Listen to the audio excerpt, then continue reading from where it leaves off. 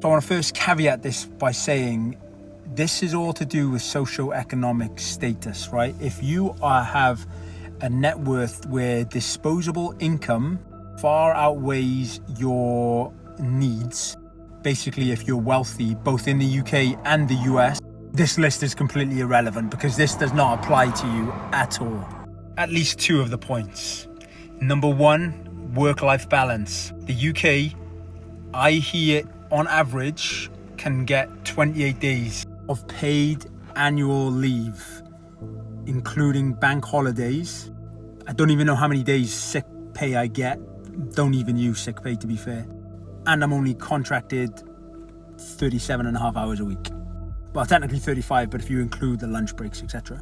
And I wanted to caveat that by saying, depending on how wealthy you are in the US, obviously, and also depending on the companies you work for, you know, on average, you're only getting like 2 weeks paid holiday vacation time in the US. And there are some instances where if you are sick, you have to use your holiday pay, your vacation time off, because there's not enough sick and holiday. Sometimes it's combined.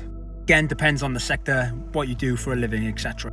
The next one is healthcare access, and I know this is a massive talking point.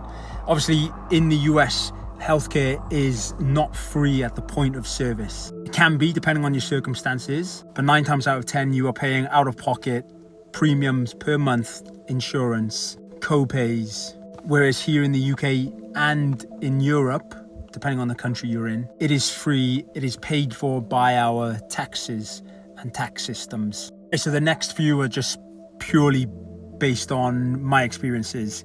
Walkable towns and cities. Now, in the UK and in Europe, there's a plethora of walkable towns and cities. There are lots of walking paths and paths in general where you can go from one metropolitan hub to another if you really wanted to.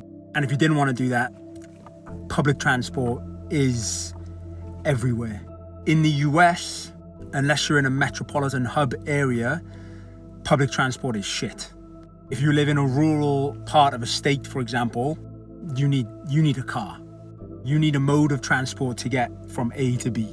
It is frowned upon if you are found walking on a road to get from like one hub to another hub. And this one goes without saying, but history and architecture. The US just turned 250 years old. Yes, there's some architecture, beautiful architecture. You just gotta look at the museums in Washington, DC, for example, or some of the homes on the West Coast. There is great architecture, but there's no Colosseum, no castles, etc. You get my point.